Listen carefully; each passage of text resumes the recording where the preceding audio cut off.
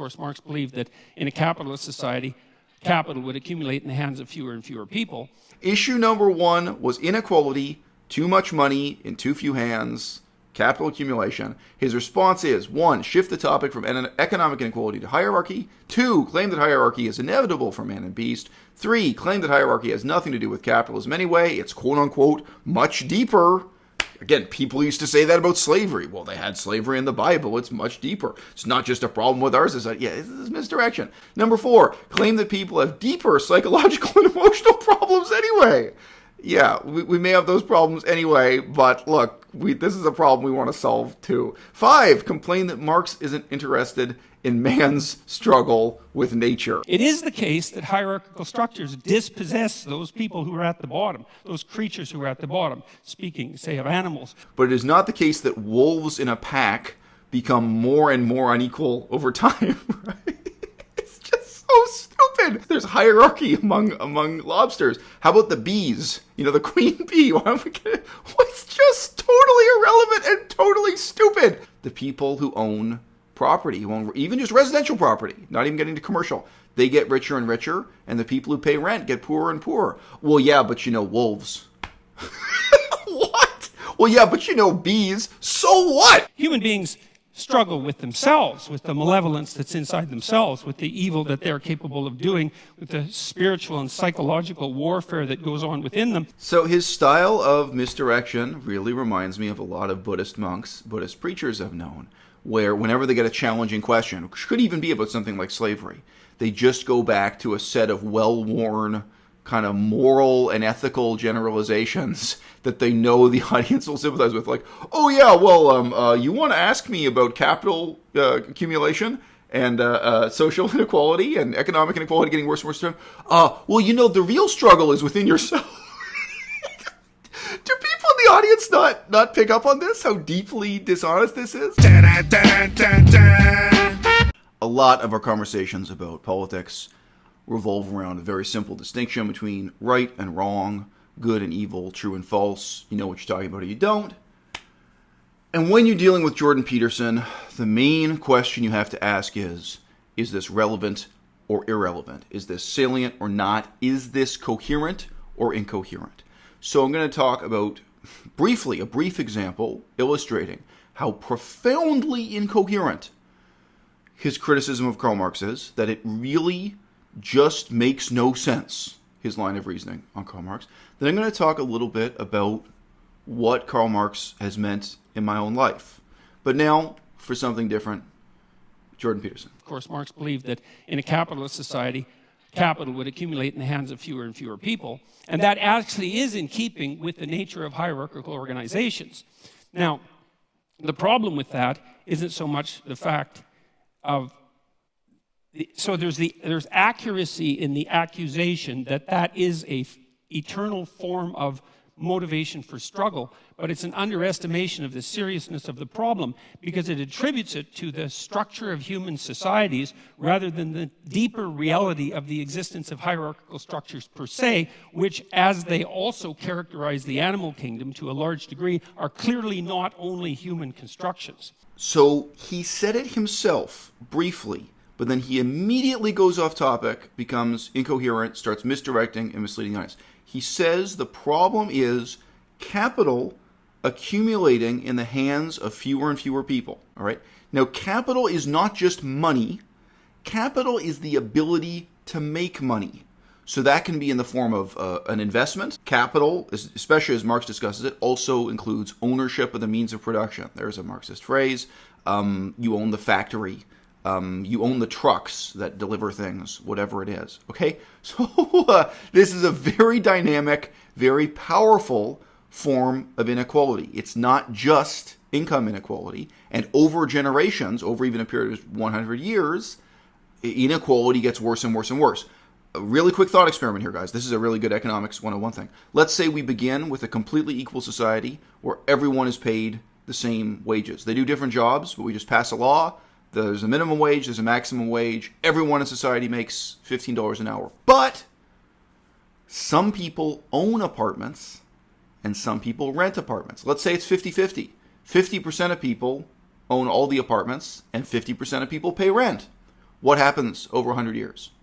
The 50% of people who pay rent get poorer and poorer and poorer, and the 50% of people who are receiving the rent money, the landlords, get richer and richer and richer. This is just one variable.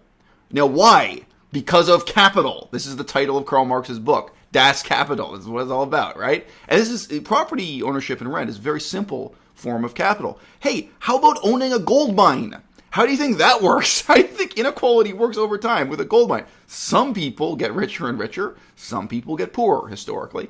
These days, the conditions for gold miners are a lot better than they were 200 years ago. But, even just the old San Francisco gold rush, it made some people rich and it made a lot of people poor. Okay, so this opens with him acknowledging the problem Karl Marx is trying to address is unequal capital accumulation. But less than 1 minute later, that clip was less than 1 minute. Less than 1 minute later, he is misrepresenting the problem as the mere existence of hierarchy, something he sees as more ancient than capitalism and something that exists already in relationships between wild animals. Okay? But hierarchy and capital accumulation are not the same thing. He's misdirecting, he's deceiving the audience. Intentionally or not, it's deeply incoherent and dishonest what he's doing here. So, real quick thought experiment. The military has hierarchy, but everyone in the army could be paid the same wage. So whatever. You can just say, hey, everyone in the army is going to get $100,000 a year. It doesn't matter. Or $50,000 a year. Whatever it is. You could have one wage for everyone, right? Or if not, the inequality still has nothing to do with capital or investment, right? So even if you have a situation in the army where the lowest foot soldier, the guy who operates the machine gun, is paid the same amount as his captain, or if they have different wages, doesn't matter. Still, it's not a situation where the captain of the military, the commander, is getting richer and richer because he's employing or exploiting the lower ranks of the soldiers, because they pay rent to him, or he owns the trucks that deliver the bread, or hey, like a taxi company. He owns the cars, and they merely do the driving, so they get paid a wage, but he makes all the profits because he owns the taxi company, owns the cars, and they merely get paid an hourly wage.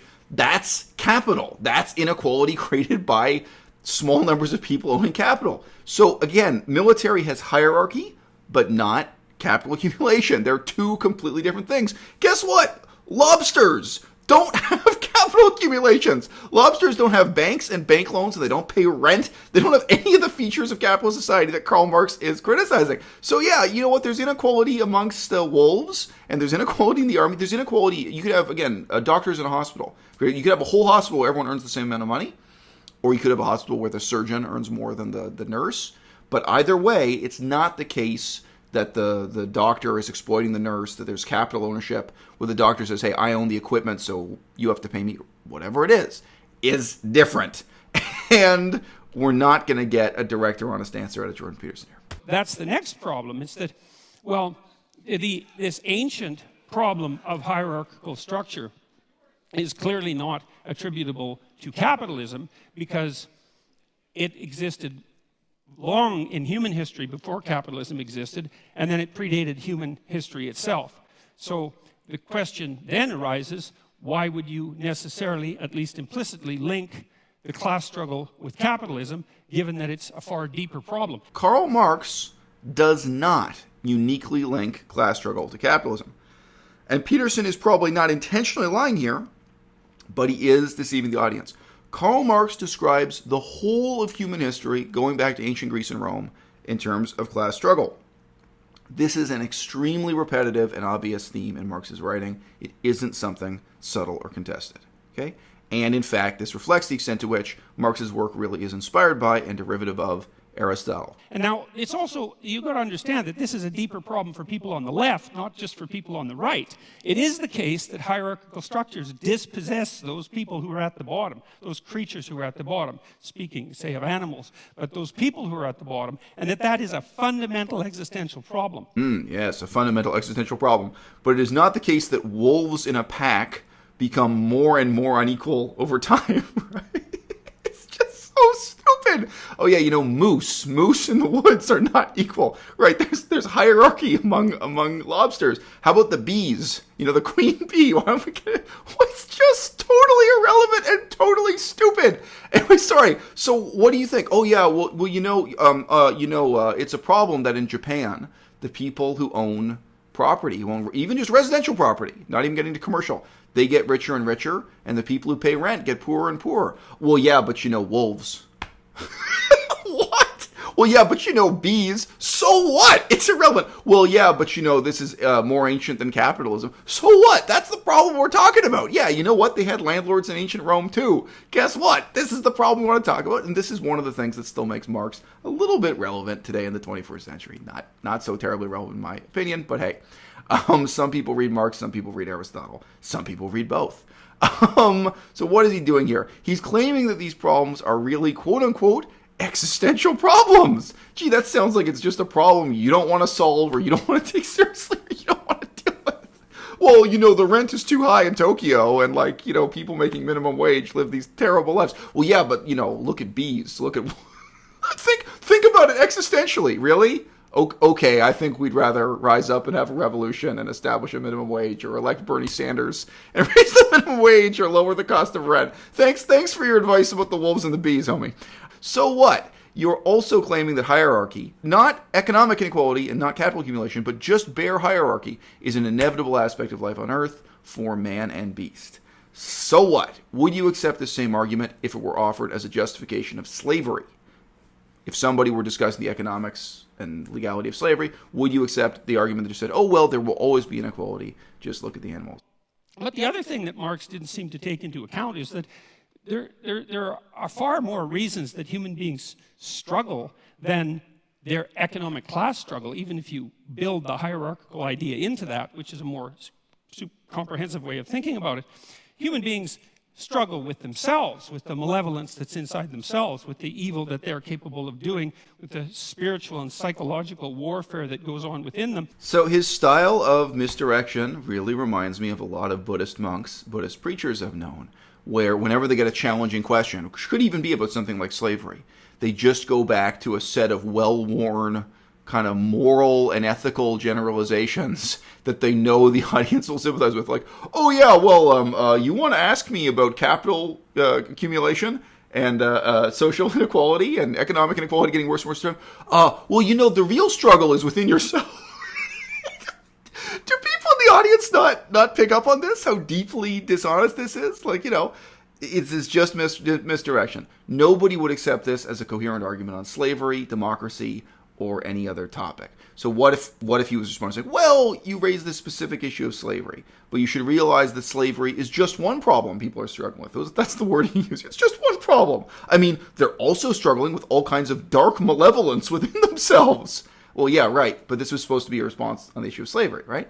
Well, you raised this one specific issue of North Koreans having the right to vote, but that's just one problem. What about the darkness of the human heart? What about psychological problems? What about the malevolence within ourselves we're struggling with? Yeah, right. Well, what I'm interested in today is the future of North Korea, and what all of us are interested in is how we're going to cope with social inequality, poverty. Poverty is really the issue here. Whether we're going to call on Karl Marx as a source textbook for that or not. And we're also actually always at odds with nature. And this never seems to show up in Marx. So this is all he wants to do. He just wants to try to derail the conversation. This is only like 2 minutes into his lecture. He's derailing himself repeatedly. Issue number 1 was inequality, too much money in too few hands, capital accumulation. His response is 1, shift the topic from economic inequality to hierarchy. 2, claim that hierarchy is inevitable for man and beast. 3, claim that hierarchy has nothing to do with capitalism anyway. It's quote-unquote much deeper. Again, people used to say that about slavery. Well, they had slavery in the Bible. It's much deeper. It's not just a problem with ours. It's this is misdirection. Number 4, claim that people have deeper psychological and emotional problems anyway. Yeah, we may have those problems anyway, but look, this is a problem we want to solve too. 5, complain that Marx isn't interested in man's struggle with nature. This is worse than being totally irrelevant. This is pure misdirection. It would work equally as well as an excuse for anything else. And when I say equally well, I mean equally poorly. If human beings have a problem, it's because there's a class struggle that's essentially economic. It's like, no, human beings have problems because we come into life starving and lonesome. And we have to solve that problem continually, and we make our social arrangements, at least in part, to ameliorate that, as well as to, well, upon occasion, exacerbate it. And so there's also very little understanding in the Communist Manifesto that any of the, like, say, hierarchical organizations that human beings have put together might have a positive element. And that's an absolute catastrophe, because hierarchical structures are actually necessary to solve complicated social problems. We have to organize ourselves in some manner, and you have to give the devil his due. And so it is the case that hierarchies dispossess people, and that's a big problem. That's the fundamental problem of inequality. But it's also the case that hierarchies happen to be a very efficient way of distributing resources. So what is the difference between the organization of the military and the organization of a school? What is the difference between the organization of a hospital and the organization of a nightclub? What is the difference between the organization of a casino and the organization of parliament? A gold mine, a hairdresser's salon, a taxi company. What's the difference between the organization of the production of works of art, the way a painter works in a studio, and the organization of a shipping dock? How are we going to organize our society? These are really meaningful and deep questions. You know, do you want to live in a society where the majority of people, most of the time, are making decisions on the basis of dire economic need? Or what? I mean, it's just ridiculous. So, oh, well, once you solve the poverty and dire economic need, people are still going to be wrestling with these dark psychological problems and inner malevolence. Yeah, great. Let's get to that. You know what? Let's get to the point. I've lived in third world countries. You know what? You're right. People really don't have much time to reflect on their psychological problems and their dark, inner malevolence when, their whole lives are just dominated by the struggle to put bread in their mouths. Yeah, great idea. And it's finally the case that human hierarchies are not fundamentally predicated on power. And I would say the biological, anthropological data on that are crystal clear. You don't rise to a position of authority that's reliable in a human society primarily by exploiting other people. It's a very unstable means of obtaining power. So that's a problem. So the audience laughs. So that's a problem. The audience laughs. For good reason. Oh, nobody gets rich by exploiting other people anymore. I've never heard of anything like that. This is 2019. Who gets rich off the exploitation of others? It's very unstable, You shouldn't become a multimillionaire by exploiting other people. It's very unstable. Of course, Marx believed that in a capitalist society, capital would accumulate in the hands of fewer and fewer people. Was this problem solved? Was this problem even addressed? I mean, he opened by at least sincerely defining that one problem: inequality means too much money in too few hands, capital accumulation, etc. Did we learn why Marx was wrong about this issue or any issue in the opening argument? No, we did not. We just got a bunch of completely incoherent and self-indulgent crap. Should I just do a separate video? I guess you just do a separate video. I don't know. My parents were communists. My parents were Marxists. Reading Karl Marx was supposed to be a big deal for me, and in a sense it was. My mother didn't just respect Marx. She was a little bit afraid of Marx. Like, the way she even handled the book and talked about the book, you could tell she thought this really had the power to corrupt people and dominate your life and totally change who you are and stuff. And maybe that was because that was her own experience, or maybe that was because back when she was a communist, when she was surrounded by other far left-wing people, she saw the way their lives changed. Now, is it too much to say their lives changed because of that book? Like they read that book. Maybe they talked about their own lives in terms of, well, this is what I was like before I read Karl Marx, and then in university they read Karl Marx and their whole life changed. For whatever reason, I remember my mother really regarded Marx that way. With this kind of, it really was like a hallowed Bible, Das Kapital, that she was very, in some ways proud of, in some ways afraid of. And she was kind of worried about what would happen to me when I finally read Marx. She really picked up the vibe there. My father's attitude a little bit different. My father was both more of a Stalinist and more of a Maoist, in that he for him, it's kind of the later thinkers in communism, they're a big deal to him. But before I read Marx, I basically read all of the major economic thinkers that he was derivative of, because I knew that in the history of economics, really the major discoveries and major breakthroughs are before Karl Marx. And then Karl Marx was a figure who was kind of like a commentator, drawing together those observations and making a political platform out of them. So I read Adam Smith, I read Ricardo, I read the truly classical economists, the guys who were really before liberalism meant anything. I've read some of the later liberal thinkers too, guys like I'm not going to list off all the readers. I had this very solid foundation in classical economics, including Malthus and the critique of Malthus, which is a big deal in Marxist Capital, so I was already familiar with that, including The Fable of the Bees by Mandeville. It's another major text in the history of economics. I really had this background. And reading that stuff in the first books, most of those are the first books in the English language ever to advance those ideas, they explain their ideas clearly, unlike more advanced economic textbooks. That is, they really had to explain to their audience at that time what they meant by basic terms and concepts, and how they discovered what they discovered in terms of really creating the foundations for classical economics, and that created the platform for Marx's peculiar movement. So when I finally read Karl Marx, it was laughable to me.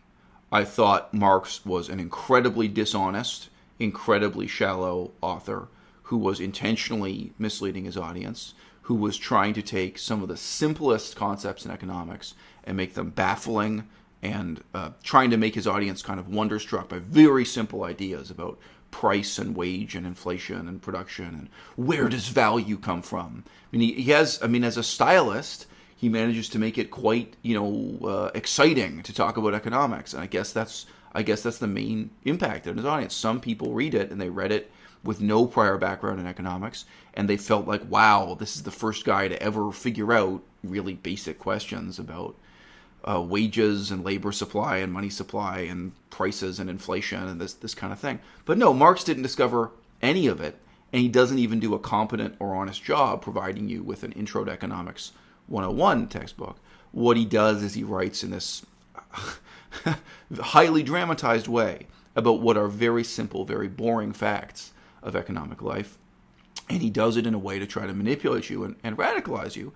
The most fundamental idea of Marx's Das Kapital is everything is going to get worse and worse. There's nothing you can do to make it better. The conflicts he describes between employer and employee, etc. There's no way to have a ameliorative, positive approach to it. The only solution is incredibly violent revolution. That is both the implicit and explicit thesis throughout the whole book. So you can make that kind of insincere argument with anything. You could imagine today someone writing a book about global warming that way, where they only give you one side of the story. They just say, okay, these are the problems. This is how terrible and terrifying they are. There's no way to improve it technologically. There's no way to improve it democratically. There's no way to this or that. And their thesis implicitly or explicitly is there has to be some kind of terrible revolution that destroys capitalism. I think actually there are some people who are ecological extremists who write in that style. And at most points in Marx, even if you just understand the basic rudiments of economics, whenever he presents a problem as impossible to solve, you're like, well, no, that's why we have minimum wage. You're like, well, no, that's why we have labor unions. Well, no, that's why we have democracy, and we can discuss these problems. That's why we have health and safety standards in factories. That's why we have law courts where if your hand gets crushed at the factory, you can sue your employer and be given enough money to live the rest of your life because you got your hand crushed. That kind of lawsuit is, especially in the economic history of the United States, a very fundamental part of the development of the American economy and workers' rights and what have you. A lot of it hasn't come through union organization, but actually came through so-called frivolous lawsuits that really created workplace standards, transformed the way factory work happens in America, and transformed many workplaces in many ways. So at every point in reading Karl Marx, I was just wincing, and I just felt I was reading a totally insincere book that really, really was written by someone who regarded his audience as a bunch of idiots. And the tragic history of the world shows that to a large extent, he was right. Now, I do not sympathize with my own professors. We're talking about guys who are alive today, but quite elderly, who were caught up in Marx mania. And I have known many. I've known so many people with PhDs who are overawed and impressed by Karl Marx, and they're professors in many different departments. And then they spend the rest of their lives making excuses for Lenin, for Stalin, for whatever it is. It leads them into a way of thinking where all kinds of other evils outside of Marx are justified just by the respect and admiration they feel for Karl Marx and what he did basically in this one book, in Das Kapital. So again, to me, simply, that is very, very alien. If you are amazed by the quality of the writing of William Shakespeare, that really doesn't justify anything else except admiration for William Shakespeare. And I think, again, it is on that level that Marx has to sit on the bookshelf. You just have to look at him as this highly eccentric literary figure who, put together a concoction of social themes and literary themes. And yes, most of the stuff Marx writes about, he doesn't know as much as a Wikipedia article about. Karl Marx writes about the history of India. Marx knows nothing about the history of India. He writes about the history of China. What he writes even about the history of medieval Germany. He wasn't an expert on this, even by the standards of his own day at his own time. He was incredibly ignorant of all these things. He also was at best an educated layperson about economics. I think even that is flattering him. He was a dilettante, but obviously what he wrote was in some sense a literary masterpiece. People read texts like Das Kapital and Communist Manifesto and were swept up with this incredible sense of excitement. And it's really sad and tragic to reflect that it is not excitement based on optimism. It's not excitement based on reading a book that tells you, hey, the world can be a better place, poverty is a problem we can solve, like Bernie Sanders telling you can have a minimum wage, you can have cheap health care, you can have affordable university, you can have peace instead of war. It's actually based on the sickest form of pessimism of Karl Marx telling you everything is going to get worse and worse and worse until one day there's this unbelievable, internecine form of warfare, class war. And the horrible reality of class war is exactly what we all saw play out in the history of the Soviet Union, Russia, China, Laos, Vietnam, and so on. Did I mention Cambodia?